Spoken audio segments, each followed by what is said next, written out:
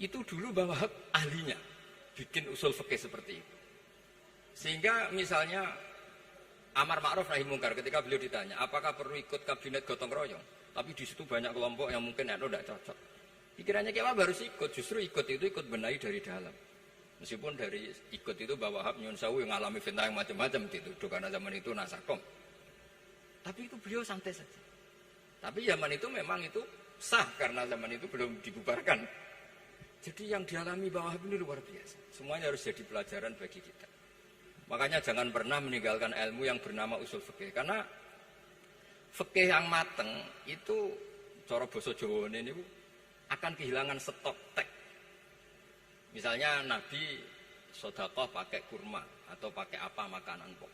Itu hadisnya itu kurma, sama Imam Syafi'i digenti kutu ahli baladi, yaitu makanan pokok dari negara. Sehingga kita tidak bisa mentang-mentang Nabi sedekahnya pakai kurma terus kita orang miskin kita kasih kurma. Bisa linu tuh nih kalau makan kurma orang Indonesia itu. Karena yang penting itu kutu ahli balad bukan kurma. Bukan mentang-mentang Nabi sholat di Mekah Medina, kalau ingin persis sunnah Rasul, sholatnya harus di Mekah Medina. Kalau di Indonesia Nabi tidak pernah sholat di Indonesia. Sunnah Rasul sholatnya di Mekah Medina, bisa ada orang sholat kalau gitu.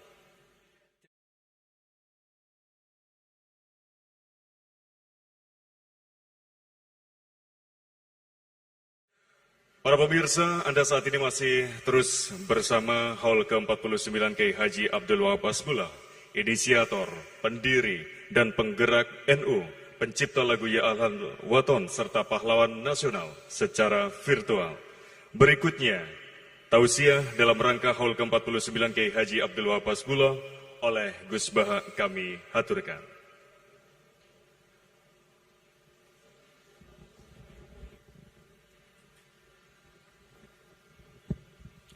Assalamualaikum warahmatullahi wabarakatuh. Bismillahirrahmanirrahim. Allahumma ya Allah ihdinas siratal mustaqim siratal ladzina an'amta 'alaihim ghairil maghdubi 'alaihim waladdallin amin. Allahumma shalli wa sallim ala habibika Mustafa Muhammad wa ala alihi wa sahbihi wa barik wa sallim asliyan amma ba'du. Yang sangat saya hormati Mustasyar PBNU sekaligus Wakil Presiden Profesor Dr. Ma'ruf Amin, yang saya hormati Rais Am PBNU, Rais Am NU Kiai Haji Miftahul Akhyar, Ketua Tanfid PBNU yang juga masih bernambah sama saya, Kiai Haji Said Akil, yang saya tadi senang sekali marahnya, senang sekali girohnya, karena itu memang khas keluarga kami. Jadi kalau nggak kesampaian marah itu bagus. Jadi di antara sifatnya para nabi itu wayahdufulillah, kalau agama nggak dapat apa tadi jatah ya, nggak tahu saya maknanya itu. Jadi wayahdufulillah wayardoliridho. Semua yang saya hormati, ini ada Ibu Menteri Ibu Ida Fauzia, ada Gubernur Jatim Ibu Khofifah, yang sangat saya hormati keluarga besar Mbah Wahab Hasbullah. Di sini secara berurutan ada Nyai Mutmainnah, ada Nyai Mahfuzah, ada Nyai Hizbiyah, ada Nyai Mujidah. Yang sangat saya hormati Kiai Haji Hasib, Kiai Haji Rokib, semua yang saya hormati para santri, para alumni. Alhamdulillah tadi acaranya banyak sekali, jadi saya nanti ngaji insya Allah 15 menit. Karena menurut saya solusi bangsa ini itu mudah sekali kalau mau niru Mbah Wahab. Saya kemarin ditilihi Gus Hasib, saya tidak bilang bertamu karena kalau tamu itu seakan-akan saya yang jadi tujuan, tapi niliilah karena beliau orang sepuh. Kemudian beberapa hari dikasih paketan buku beliau tentang Mbah Wahab, buku dari beliau tentang Mbah Wahab. Tapi sebetulnya saya tahu banyak tentang Mbah Wahab tanpa buku itu karena Mbah Maimun, guru saya, juga bapak saya, Kiai Haji Nur Salim sering cerita. Kiai Wahab itu pedagang, juga ulama, juga politikus, juga pahlawan. Kita sebetulnya melihat itu sederhana. Artinya sederhana dalam pikiran ulama. Jadi pernah suatu ketika Sayyidina Ali itu marah besar ketika melihat umat Islam itu pasif itu tidak aktif. Sehingga beliau marah besar di antara kalimatnya itu, karena ini tengah-tengah kalimat langsung pakai fa'ataf atau fa'tafrek atau apa sajalah, nanti terserah santri-santri yang ngi'rob. Fakubhan lakum hina sirtum gharadun yurma. Jadi umat ini akan buruk sekali ketika posisinya itu objek yang jadi sasaran tembak atau sasaran perasan pihak lain. Ketika misalnya haji itu bagus prospek, nanti ujung-ujungnya yang bikin sajadah kadang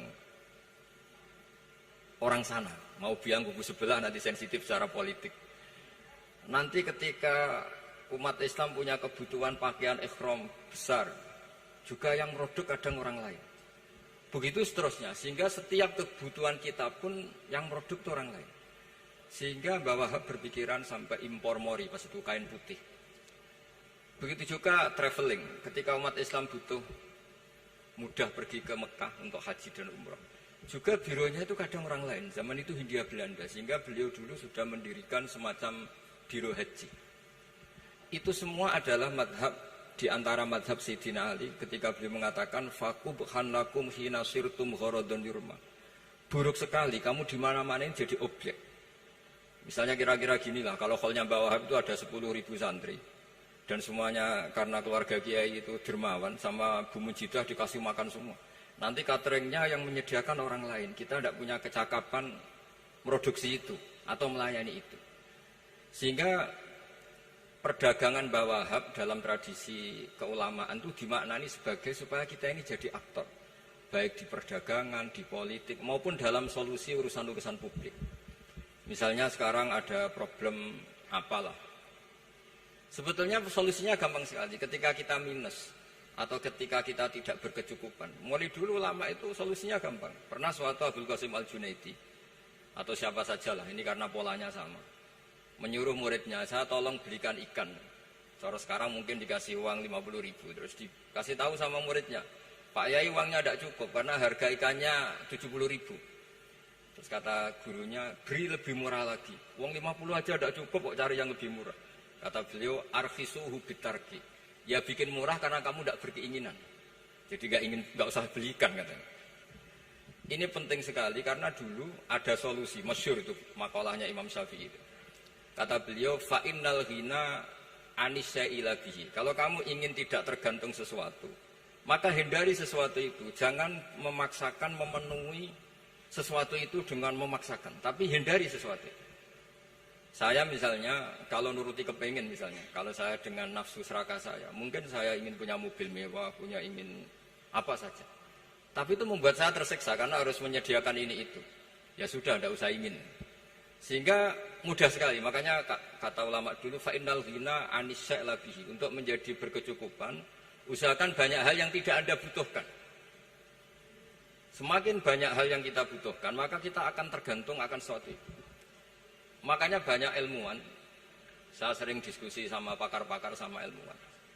Apakah negara Amerika itu negara yang kuat? Banyak ilmuwan yang berpikir itu ilmuwan politik, bukan tasawuf, berpikir negara paling lemah itu ya kayak Amerika. Karena semakin powernya kuat, ketergantungannya semakin kuat. Untuk memenuhi kebutuhan listrik harus begini, untuk kebutuhan minyaknya harus ini. Semakin kita kuat, maka ketergantungan akan sesuatu semakin banyak. Jadi ibarat orang yang punya Alphard sama yang enggak kayak mana? Ya kayak yang enggak, karena kebutuhannya ada banyak. Artinya dalam kondisi krisis, ulama masih punya solusi, yaitu al-ghina itu anisya'la bihi. Jadi usahakan ketercukupan itu karena menghindari kebutuhan-kebutuhan yang tidak primer, yang tidak prinsip. Bukan memaksakan semuanya terpenuhi. Karena kita ini ulama. Dulu ketika sebelum ada negara, belum ada TNI, itu ulama punya cara untuk melawan Belanda. Karena mereka terbiasa punya loyalis, punya muhibbin, punya ghirah, punya strategi. Sehingga Belanda itu kesulitan ngedidik ulama. Apalagi mereka terus ke Mekah, ketemu komunitas internasional yang semuanya berfatwa bahwa penjajahan harus dilawan. Itu luar biasa. Belum ada negara, nggak ditopang negara, kemudian tetap bisa melakukan perlawanan. Coba kalau dulu ngelawan nunggu, wah saya mau ngelawan penjajah kalau saya diangkat jadi TNI, saya mau ngelawan kalau saya punya otoritas yang disahkan negara, itu ribet, negara belum terbentuk. Makanya ini saya tidak akan ngaji lama-lama, tapi saya akan cerita khas Mbah Wahab sesuai riwayat yang saya dapatkan dari guru-guru kami, bahwa beliau tadi seperti yang dikatakan Pak Said, membina dan menyebarkan NU kemana-mana tanpa uang proposal. Nggak kebayang saat itu proposal kepada siapa, negara sendiri masih susah. Lalu mau diajukan kemana? Terus yang mau tanda tangan itu ya siapa? Jadi yang saya tahu tadi, yang penting kita niru sesuai yang diidam-idamkan tadi Sayyidina Ali. Jangan sampai kalian itu menjadi gharadun yurma. Ada apa saja orang lain yang memikirkan labanya, kita yang jadi objek. Sehingga zaman itu kita terima kasih semua sama Mbah Hashim, sama Mbah Wahab. Karena ini zuriyatam ba'duha min ba'd. Kita tahu Mbah Wahab putra Mbah Hasbullah, punya ibu Nyai Fatimah, terus sampai Mbah Abdus Salam ya. Kemudian Mbah Hashim punya ibu Halimah, punya abah lagi siapa setelah Halimah itu Lainah ya. Nah, terus Mbah Abdus Salam, jadi ini zuriyatam ba'duha min ba'd. Kalau dalam tulisan itu sampai Mbah Abdul Jabbar bin Ahmad bin Mbah Sambu. Memang Mbah Sambu punya beberapa saudara, diantaranya ada yang namanya Mbah Yusuf, itu yang melahirkan keluarganya Mbah Ahmad Siddiq Jember, Mbah Siddiq Jember. Ada yang Abdul Halim yang melahirkan keluarga Lasem, termasuk saya itu lewat jalur Mbah Abdul Halim. Jadi zuriyatam ba'duha min ba'd. Dulu semua orang zaman Rasulullah SAW itu dilatih jadi aktor, jadi subjek. Sehingga orang yang miskin pun ketika perang Tabuk, perang Dzatil Usrah, itu semua menyumbang. Ada yang menyumbang emas yang nggak terkira, yaitu Sayyidina Utsman. Ada yang cerita, ya Rasulullah saat tadi malam buruh dan punya beras hanya 2 kilo, yang 1 kilo saya sumbangkan jenengan, yang 1 kilo saya pakai untuk keluarga kami. Sekarang logikanya sederhana, kalau orang miskin 3.000, pas itu anggap saja pasukannya misalnya 3.000. 3.000 nyumbang beras 1 kilo, itu artinya terdapat 3.000 kilo beras. Artinya apa? Orang Islam yang miskin membiayai dirinya sendiri untuk makan. Dan mereka adalah aktor heroik. Tapi kalau misalnya ini orang-orang miskin ini tidak mau urun rembuk, kemudian menjadi beban negara, maka yang harusnya dipakai senjata, dipakai beli sembako. Dulu zaman Nabi meskipun orang itu miskin, itu semuanya bersifat heroik. Sehingga perang Dzatil Usrah itu perang paling dikenang Al-Quran. Nah, efek dari ingin memberi adalah tidak tamak. Makanya kalau dalam kitab tasawuf, itu orang pikir itu gak dikritik. Yang dikritik orang tomak. Karena orang menvonis orang lain kikir itu pasti karena berkeinginan mendapat. Kalau tidak berkeinginan mendapat, maka orang lain tidak akan kamu vonis sebagai kikir. Andai kan kita semua ingin memberi sumbangan kepada Indonesia, maka kita tidak akan menvonis pemerintahan kita tidak becus ngurmat kita. Meskipun pemerintah tentu berkewajiban ngurmat orang-orang miskin itu tentu. Tapi andai kan semua orang miskin berpikir ingin menyumbang pemerintah, maka tidak akan menyalahkan pemerintah ketika faktanya nanti suatu saat atau kapan saja, semoga ini tidak terjadi, itu tidak mampu menyumbang. Karena masyarakat kepikirannya memberi, bukan mendapat. Ini solusi-solusi yang diajarkan Rasulullah SAW yang disebut al-yadul ulya khairun minal yadis sufla. Jadi bahwa posisi memberi jauh lebih baik ketimbang posisi menerima.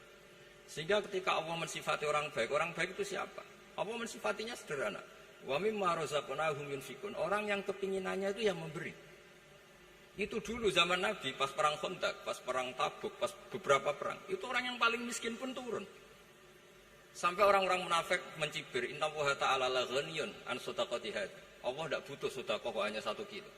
Tapi coba efeknya dari sedekah 1 kilo itu tadi, misalnya orang miskin yang perang 3.000, itu semuanya memakan uangnya sendiri setidaknya enggak jadi beban negara. Terus mentalnya itu patriotik. Dari mental patriotik itu ketemu Belanda kayak apa, mereka bisa makan apa saja. Mulai ares gedang, mulai apa saja, yang penting halal. Karena mentalnya dari awal heroik.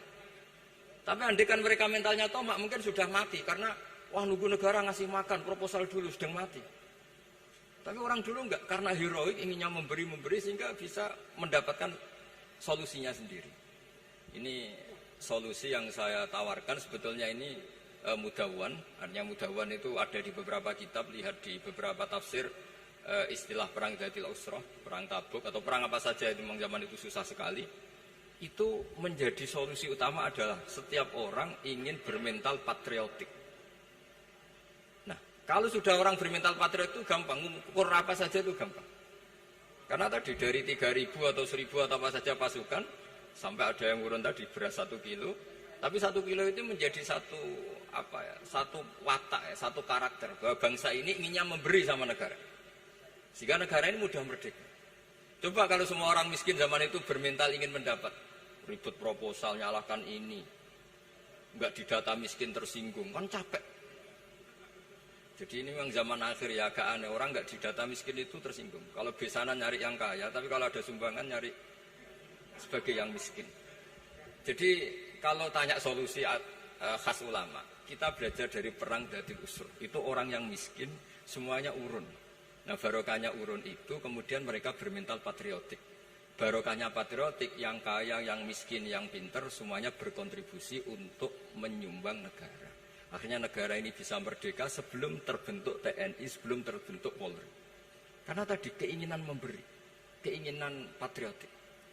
Sehingga cerita buyut-buyut saya ketika Belanda atau apa Jepang, itu yang dicari di geladak saya itu ya kitab. Karena kitab ini dianggap sumber inspirasi mereka melawan Belanda. Dulu kita tahu masyarakat kita itu kalau ngerti Belanda itu dipanggil Doro, wis penjajah jadi diundang Doro. Itu kan terlalu dulu. Sehingga orang Arab itu kadang agak dengan tanda kutip mencibir kita. Kalau bahasakan negara jajahan itu mustakmarin. Negara yang perlu rame karena cara berpikir masih terbelakang. Wong penjajah kok dipanggil Doro. Terus ketika beberapa kiai melihat Belanda baik karena di alun-alun dikasih masjid gini-gini, sudah tidak berotak karena anggap Hindia Belanda itu baik. Baru ketika era beberapa ulama, ada Mbah Hashim, ada Mbah Hasbo, tadi kata beliau Dwi Tunggal tadi, terus ada fatwa resolusi jihad, sehingga mereka baru sadar bahwa Belanda itu ancaman. Kayak apa pentingnya ilmu, kayak apa pentingnya fikih. Karena di fikih jelas jihad untuk melawan penjajah itu fardu kifayah. Tapi jika musuh kadung ada di kita, maka itu fardu ain. Tidak lagi ada prasyarat harus lelaki, harus merdeka, enggak, perempuan pun harus terlibat. Sehingga kita punya pahlawan kayak Cut Nyadin, beberapa daerah Kartini. Itu ada di khazanah kitab-kitab fikih kita. Jadi kita tidak pernah kehilangan khazanah untuk menjawab muskilatus zaman, untuk menjawab problem-problem zaman. Tapi yang penting kita selalu ngaji, selalu belajar. Saya adalah orang yang sebetulnya tidak pernah ingin terkenal karena saya itu suka belajar. Cuma saya bikin pengecualian, mau diundang kalau pernah sepuh. Ternyata yang pernah sepuh itu banyak. Ini agak musibah bagi saya karena harusnya kiai itu ya dihormati. Tapi gara-gara kalah sepuh digawe kongkonan. Saya ini kemana-mana digawe kongkonan. Jadi gayanya nasihati, tapi aslinya diperintah. Jadi tidak ada kerennya sama sekali. Saya di mana-mana posisinya al-ma'mur, diperintah. Tapi saya senang karena ilmu itu butuh konsensus. Andai kan saya tidak pernah ngaji di depan Mbah Mun, di depan bapak, di depan guru-guru, maka mungkin saya tidak pede atas bacaan yang saya baca. Karena saya tidak tahu ini benar apa enggak. Sehingga masyhur kalau dalam guyonan santri, ada orang tidak baca-baca kitab, cari kamus sampai mati tidak ketemu. Karena dia bacanya lam tardiman. Wah itu cari di kamus sampai mati tidak akan ketemu. Bareng tanya gurunya, ini apa Pak Yai? Oh itu lam tarodaman. Lam tarodaman itu karena marjiknya mar'ah, orang ningali sapa mar'ah daman ing getih. Dia bacanya jadi satu lam tardiman. Dicari di kamus ya, sampai mati tidak akan ketemu. Makanya di guyonan-guyonan pesantren itu banyak katanya ada cerita orang mati karena satu titik. Jadi gurunya baca habbatun sauda dawaun min kulli da. Jadi dia kitabnya kelebihan apa? Titik. Jadi kelebihan titik dia bacanya itu hayatun sauda dawaun min kulli da. Nyari ular hitam, kobra dipatuk mati. Padahal sesuai resep kitabnya karena kitabnya dia kelebihan titik hayatun sauda, artinya maknanya ular hitam. Sementara teksnya mestinya habbatun sauda. Jadi kenaifan-kenaifan begini itu harus kita dandani karena yang bisa, kata Pak Said tadi, yang bisa itu kita. Cari kebenaran dari mana? Kita itu ya pokoknya ulama lah. Tidak harus NU, tidak harus Muhammadiyah, pokoknya ulama. Yang wasatiyah. Itu nanti terus gimana? Yang wasatiyah itu kayak apa? Tapi jelas ulama. Karena dulu zaman kalau kita fair secara sejarah dulu ya Mbah Wahab ya dekat Mas Mansur, dulu Mbah Hashim ngaji sama Mbah Ahmad Dahlan sama-sama di Mbah Soleh Darat, ketika di Mekah ya sama-sama ngaji di Syekh Khotim Minangkabau. Jadi kalau era beliau itu ya memang dulu perbedaan itu nggak ada masalah. Karena perbedaan itu bawaan visi. Saya belajar usul fikih di antara yang diceritakan di buku-buku Mbah Wahab. Beliau itu ahli usul fikih. Sementara Ki Bisri itu suka fikih mateng. Sehingga memang ada perbedaan antara fikih mateng dan usul fikih. Saya beri satu contoh. Ini guyonan tapi nanti di usul fikih nanti kelihatan. Di usul fikih itu ada ilmu namanya tangkihul manat. Ketika Nabi sama-sama menyebut sesuatu, sebetulnya ada benang merah di situ, tidak sama persis. Misalnya begini. Ja'a a'rabiyun ila Rasulillah sallallahu alaihi wasallam. Faqala ya Rasulullah ahlaktu. Wa ma ahlaka qal waqatu imraati fi nahari Ramadan. Ya Rasulullah, saya ini orang yang rusak karena saya berhubungan intim dengan istri saya di ketika Ramadan. Terus Nabi ngendikan, ya sudah kamu harus merdekakan budak, saya tidak punya ya Rasulullah. Ya sudah kamu puasa 2 bulan berturut-turut. Kata beliau, puasa baru sehari saja kecelakaan apalagi 2 bulan. Karena kamu orang Arab lah, orang Arab itu dia cerita ini di Arab itu.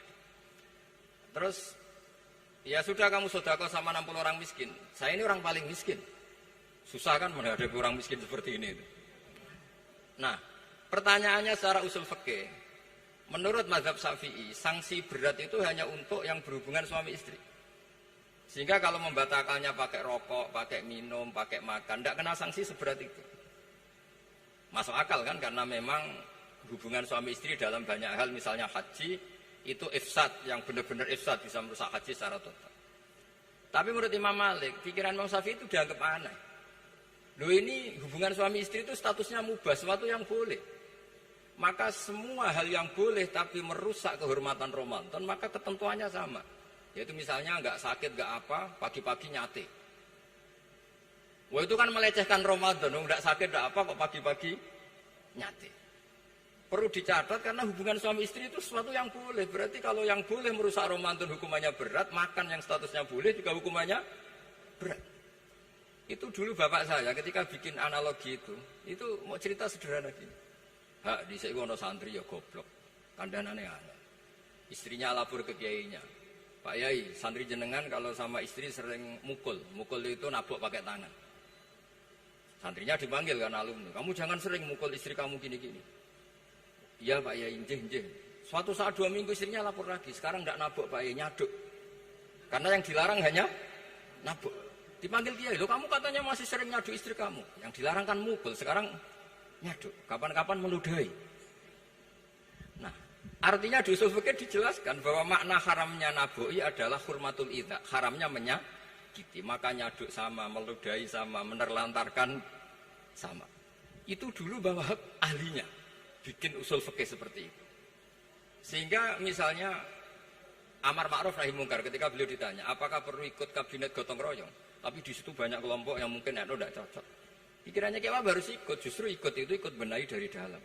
Meskipun dari ikut itu Mbah Wahab nyun sewu yang ngalami fitnah yang macam-macam dituduh karena zaman itu nasakom.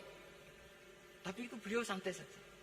Tapi zaman itu memang itu sah karena zaman itu belum dibubarkan. Jadi yang dialami Mbah Wahab ini luar biasa. Semuanya harus jadi pelajaran bagi kita. Makanya jangan pernah meninggalkan ilmu yang bernama usul fikih. Karena fikih yang mateng itu cara basa Jawa ini akan kehilangan stok teks. Misalnya Nabi sedekah pakai kurma atau pakai apa makanan pokok. Itu hadisnya itu kurma, sama Imam Syafi'i digenti kutu ahli baladi, yaitu makanan pokok dari negara. Sehingga kita tidak bisa mentang-mentang Nabi sedekahnya pakai kurma terus kita orang miskin kita kasih kurma. Bisa linu tuh nih kalau makan kurma orang Indonesia itu. Karena yang penting itu kutu ahli balad bukan kurma. Bukan mentang-mentang Nabi sholat di Mekah Medina, kalau ingin persis sunnah Rasul, sholatnya harus di Mekah Medina. Kalau di Indonesia, Nabi tidak pernah sholat di Indonesia. Sunnah Rasul, sholatnya di Mekah Medina. Bisa ada orang sholat kalau gitu. Jadi, ada ilmu yang namanya tangkihul manat. Yang harus ditiru itu sisi mana? Nah, dalam konteks Arabi tadi, terus kemudian ada dibuang. Ja'a Arabion, kata Arabi itu dibuang. Datang orang Bedui. Mbok orang kota pun kalau punya kesalahan yang sama, hukumannya juga sama. Maka kata Arabi dibuang. Nah, menurut Imam Malik, kata jima, hubungan suami istri juga dibuang, digenti membatalkan puasa dengan apa saja yang tanpa udzur syarat. Jadi ini kealiman-kealiman kiai-kiai Indonesia dulu itu, misalnya kentong, dulu meskipun ada yang bilang bid'ah, kentong itu bid'ah karena mirip orang Nasrani. Orang Nasrani itu bentuk kentongnya di kelenteng itu tidak seperti kentong kita. Adat Indonesia kalau pos kampleng ada maling, ada banjir pakai kentong. Jadi adatnya memanggil tuh pakai kentong. Makanya kiai dulu, ini mirip orang Nasrani, enggak mirip pos kampling katanya. Padahal jelas ya, menurut hadis sahih jelas ketika ada sahabat usul ya Rasulullah bikin kentong, wah jangan nakus itu nanti kayak Nasrani. Bikin bok itu trompet, jangan nanti mirip orang Yahudi. Ya dengan api ya Rasulullah, jangan nanti mirip Majusi. Datang sahabat tergesa-gesa, beliau mimpi kalau diajarin azan.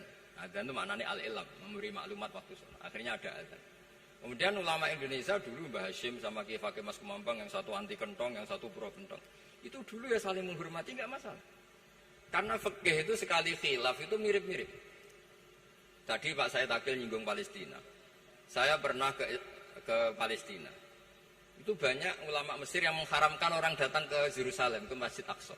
Karena mau tidak mau harus dapat visa Israel, berarti ngaku eksistensi Israel. Karena dianggap mengaku eksistensi Israel, maka hukumnya haram.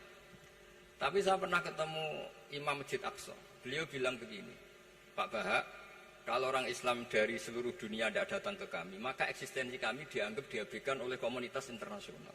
Dan itu dengan mudahnya Israel mencaplok kita. Sehingga separuh ulama Mesir juga mewajibkan yang mampu harus ke sana. Dengan cara itu, Aqsa aman karena masih diperhatikan ulama atau komunitas internasional. Yang satu cara pandang ke sana berarti ngaku eksistensi Israel karena ada visa Israel. Yang satu bilang harus ke sana, dengan itu eksistensi Masjid Aqsa terjaga karena masih diperhatikan ulama atau komunitas Jadi di mana-mana khilaf itu ya seperti itu. Tapi alhamdulillah di kita itu khilaf itu biasa. Sehingga zaman kita mondok, saya itu pernah pengalaman buruk sekali saya ketika jadi Rois Musyawarah Fatul Mu'in. Itu ada pertanyaan gini Gus Hasib. Saya tanya gini sama orang, Gus, soft paling utama itu yang nomor berapa? Nomor 1 kata saya. Yang kedua, yang soft berikutnya, iya yang berikutnya. Kalau sudah tahu soft terbaik itu yang nomor 1, kenapa masjid gak dipakai memanjang selatan utara? Biar semuanya nomor 1. Selagi masjid itu memanjang barat timur, pasti ada soft 1, 2, 3. Itu kan kurang ajar betul. Jadi supaya orang soft 1 semua ya tinggal desain masjidnya, yaitu memanjang utara selatan. Selagi masih memanjang barat timur, pasti soft 2, 3. Terus saya kebalik tanya, lalu setelah begitu yang paling abdul siapa? Yang sisi kanannya imam. Ya sudah, imamnya dipojokkan pol selatan, biar semuanya dari pol kanan. Nanti ada masalah lagi, yang paling abdul siapa? Yang paling dekat imam. Yuskono kerubuti imam kan gitu. Jadi kalau nuruti fikih itu ya memang ilmu logika. Sehingga banyak orang jadi wali itu dari hasil ijtihadnya. Ada orang jadi wali karena sering sholat di shaf awal. Tapi ada wali pesaingnya justru jadi wali karena kalau sholat di belakang. Tapi tetap wali. Suatu saat dua wali ini ketemu. Loh, kamu kok wali? Padahal kalau sholat paling belakang. Saya tuh malu sama Allah. Kok kayak sok suci ya gue ngarep gitu. Jadi wali karena adab, bukan karena malas loh. Saya itu gak pede, saya saja kok sholat di depan. Maksudnya kok kepedean itu. Tapi tentu saya rasanya tetap baik yang di depan. Ini saya bukan bela yang, kenapa saya cerita bela yang belakang? Karena yang bela jarang gitu, makanya saya. Dan kebetulan saya kalau sholat ya sering di soft belakang. Tapi ini saya cerita betapa logika fikih itu khazanahnya banyak dan luas. Dan kita bicara usul fikih itu biasa. Kita belajar sama beberapa ulama. Saya berkali-kali cerita di mana-mana. Muhammad bin Hasan Asy-Syaibani itu mewajibkan ulama kaya. Dan beliau kalau ngitung duit itu di kamar tamu, di ruang tamu. Sehingga santri ora kepikiran nyalami template. Kan cara wong Jawa kan mlete ngitung duit kok di ruang tamu. Tapi ternyata alasannya beliau masuk akal. Ben santri ku roh nak kiye ini di duit. Jadi ra perlu kepikiran nyumbang gula. Ya masuk akal. Tapi yang nyimpen duit ya masuk akal, wong duit kok dipamer-pamerno. Tapi yang pamer nggih monggo nak niate ben wong ya ndak perlu berempati, nggak perlu sakit. Jika nggak perlu didata dapat BLT, mergo duit tidak kok. Ya, itu semuanya istihad. Assalamualaikum warahmatullahi wabarakatuh.